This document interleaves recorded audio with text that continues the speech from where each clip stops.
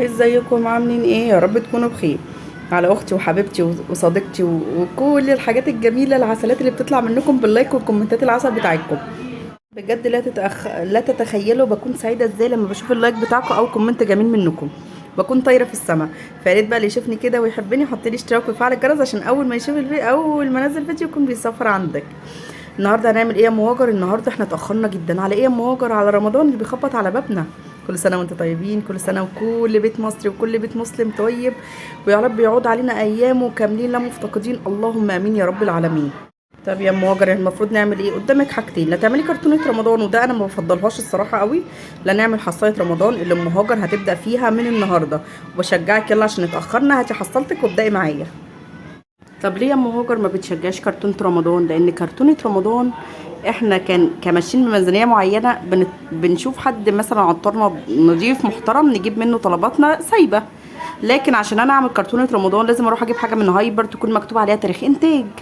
صح. صح. فاحنا ما نفضلش الفكرة دي قوي بظل الظروف اللي احنا ماشيين فيها. طب ايه يا ام هاجر افيد حاجة ان احنا نبدأ نفتح الحصالة؟ المفروض بقى الحصالة تتفتح ازاي؟ طبعا انا واحدة باخد مصروف يومي، هجبر نفسي كل يوم من المصروف اليومي 20 جنيه تنزل في الحصالة. تمام تمام. معاكي بقى ايه؟ فاض معاكي اخر اليوم جنيه 2 جنيه 5 جنيه حطيهم. هي الفلوس دي تعمل حاجة يا مهاجر؟ هتعمل. لما تفتحي الحصالة في رمضان هتعرفي ان هي عملت وفرقت معاكي جامد جدا. فما تستقلوش بالجنيه او ال5 جنيه او النص جنيه حتى، ما تستقلوش بيهم، حطيهم. طب انا يا مهاجر ميزانيه هي اسبوعيه، يبقى تجبري نفسك مثلا كل اسبوع بتاخدي 1000 جنيه او 500 جنيه او حسب بقى المبلغ اللي بتاخديه، تجبري نفسك منهم 50 جنيه، انسيها خالص. طب باخد مصروف شهري، اجبري نفسك ب100 جنيه. تمام. وطبعا اللي بتاخد مصروف اسبوع اي حاجه بقى هتفيد في اخر الاسبوع هتحطيها.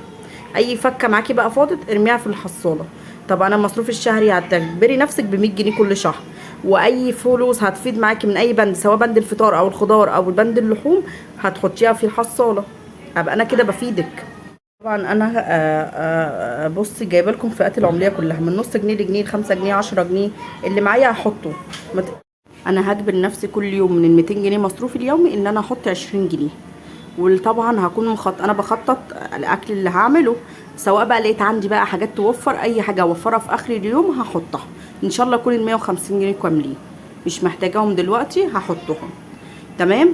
ليه؟ لان انا زي ما قلت لك رمضان ده شهر جميل كده، بتحبي تعزمي فيه اهلك، بتحبي تعزمي فيه اهل زوجك، تعزمي صديقه ليكي صديق لزوجك مش عارفه ايه، بيحتاج ميزانيه. صح. وبتبقى روايحه جميله كده، وانا بحب كده ان انا اروح اشتري طلبات رمضان هامش رمضان بقى وحلويات رمضان الجميله مع لحوم رمضان تبقى ايام حلوه. فبحب ان انا افتح الحصاله، ده انا اكتر حاجه بفضلها الصراحه.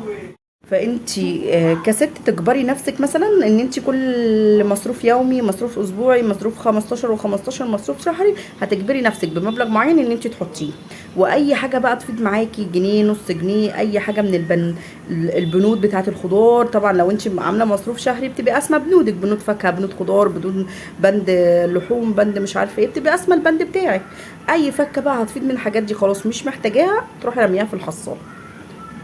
فاهمين؟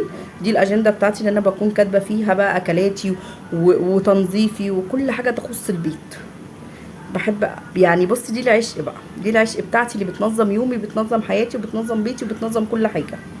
فهتشوفوها معايا الفتره كتير اللي جايه لان انا ما بمشيش الا بيها بالورقه والقلم.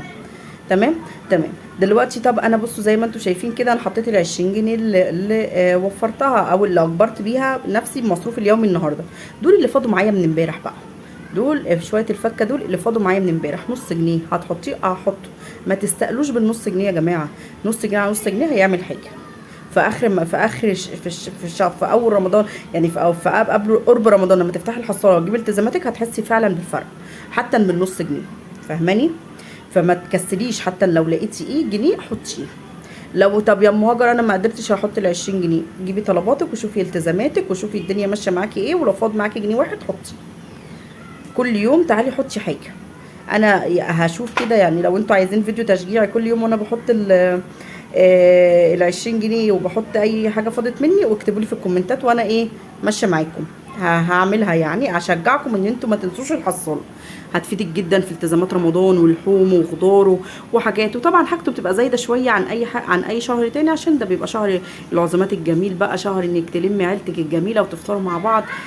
يعني حاجه كده بجد بتبقى ايامه حلوه جدا. يا رب يقعد علينا ايامه خير كاملين لا مفتقدين، اللهم امين يا رب العالمين. تنسيش بقى لو وصلتي لحد هنا تحطي لايك حلو منك. طب انا يا ام واكر مش عايزه افتح حصاله، امكانياتك تسمح بالكرتونه يبقى كان بها، مفيش اي مشكله. تجيبي كرتونه كبيره وتحطي فيها مثلا كل غزين بيت او كل شهر حاجه معينه من الغزين، كيلو رز، نص كيلو ملوخيه، كيلو سكر، ازازه زيت، وارمي وارمي وانسي وانسي وانسي وانسي الحاجات دي على رمضان. لما تيجي برضو تفتحي الكرتونه هتلاقيها بسم الله ما شاء الله مليانه خير لبيتك.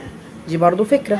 فانت اختاري اللي يريحك. لكن انا كواحده ماشيه مثلا بميزانيه معينه، مثلا بروح اجيب حاجات من عند عطار كويس اقدر اجيب منه حاجات حلوه، ما اقدرش امشي انا بميزانيه ما اقدرش امشي انا بخطه الكرتونه رمضان، يبقى امشي بحصاله رمضان. ليه؟ انا واحده بحب ان انا احس بطعم الحاجات كده وانا بشتريها في وقتها، في وقت زهوتها. وطبعا كرتونه رمضان دي عمرها ما هتبقى فيها هامش رمضان، لان هامش رمضان ده ما بيظهرش الا قرب رمضان، فاهمين؟ فافضل حاجه وافضل فكره حرفيا هي الحصاله. هات اي حاجه يا ام هاجر، انا ظروفي ما تسمحش اجبر نفسي بمبلغ كل يوم، هات التزاماتك واجباتك غداكي اللي يفيد معاكي في اخر اليوم حطيه، لو انت يوميه زيي. لكن لو انت اسبوعيه لا، ارغمي نفسك. لكن انت شهريه ارغمي نفسك بمبلغ معين. لكن انت مثلا ماشيه باليوميه زيي ويا ام هاجر مش هقدر ارغم نفسي، لان هي يا دوب بصي هاتي التزاماتك وهاتي طلبات بيتك، وبعد كده حتى لو فاض معاكي جنيه حطيه. هيفرق يا ام هاجر، هيفرق وهيفرق حلو جدا كمان. تمام. ركزي في كل حاجه، ما تنسيش اهم حاجه ان انت حتى لو معاكي نص جنيه حطيه. والله يا جماعه بيفرق. انتوا زي ما انتوا شايفين. وبعدين انا بكتب مثلا الاكله فبقوم افرز الفريزر، هل عندي اكل منه؟ طب هقدر اوفر بكره مش عارفه ايه. لو هوفر 100 جنيه هحطها، 50 جنيه هحطها، 10 جنيه هحطها، 100 جنيه هحطه، نص جنيه هحطه.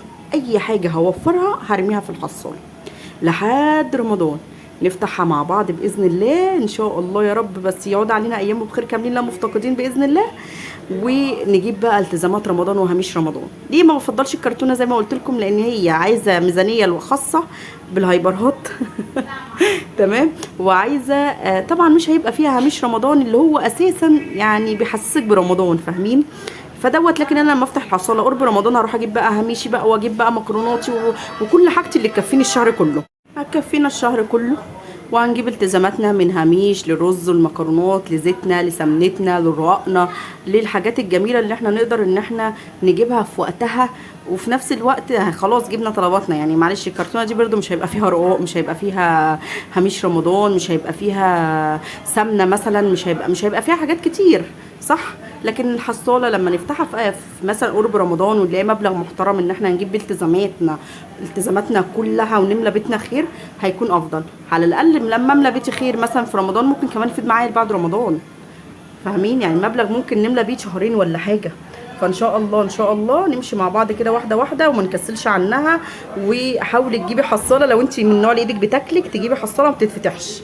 انا الصراحه ممكن اغير الحصاله دي واجيب حصاله ما بتتفتحش، لان انا من النوع اللي ايدي بتاكلني. لو انا حابه اشتري حاجه في البيت او يعني التزامات بيت ولا حاجه ممكن ايدي تاكلني، فانا هحاول اغير الحصاله دي لان هي بتتفتح، واجيب حصاله بتتقفل.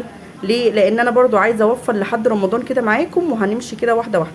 ولو عايزيني كل يوم اصور لكم لقطه او فيديو قصير كده مثلا وانا بحط فلوس للحصاله عشان اشجعكم، اكتبوا لي في الكومنتات وانا اعمل كده بحيث ان انا اشجعك، فهماني؟ يعني انا مثلا باخد مصروف شهري هجبر نفسي بمبلغ معين، باخد مصروف اسبوعي هجبر نفسي بمبلغ معين، بس باخد اسبوع يومي ومش قادره اجبر نفسي، هتخلصي غداك وكل التزاماتك في اليوم اللي هيفيد منك حتى لو جنيه هتحطيه في الحصاله. تمام. فخليكي ماشيه كده قاعده، اللي هيفيد منك هتحطيه في الحصاله.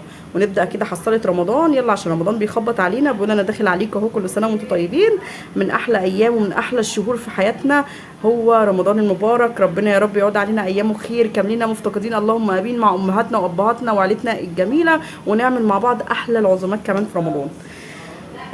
تمام. انتوا زي ما انتوا شايفين، انت يا ام هاجر عماله تحطي، انا بوريكم الفلوس، يعني انا بوريكم ده اللي فاض مني امبارح. وكمان اجبرت نفسي النهارده ان اخد 20 جنيه من مصروف البيت اليومي وحطيتها. بصي هنساها، هعتبر ان انا باخد 180، هعتبر ان انا باخد 180 في اليوم، وال 20 جنيه دي هحطها. ولو انا مثلا دبرت حياتي وفي اكل عندي في الفريزر واقدر ان انا اوفر اليوم ده 50 جنيه 100 جنيه ولا حاجه، هحطها في برده في الحصاله، بحيث ان هي هتوفر عليا مبالغ جامده في رمضان، وهتوفر عليا ان انا مثلا ايه اكون جايه مزنوقه، او زوجي جاي مزنوق، او ظروفنا ما تسمحش نجيب التزامات رمضان. لكن دي هتوفر معانا جامد، هنجيب كل اللي نفسنا فيه، ومش هنحرم نفسنا من حاجه ولا من اولادك. ممكن كمان لو نفسك في مصحف جديد تختمي بيه القران تجيبي. فشوفي انا برضو ان شاء الله، عشان برضو انا نفسي في مصحف ومصليه جداد اختم بيهم رمضان في رمضان يعني وكده. فان شاء الله برضو هجيبه من ضمن الحصاله، يعني انا هجيبه من ضمن الحصاله برضو باذن الله. ان شاء الله لو عشنا باذن الله وكملنا مع بعض باذن الله في الحصاله، هنجيب ان شاء الله، هجيب منها مصحف ومصليه.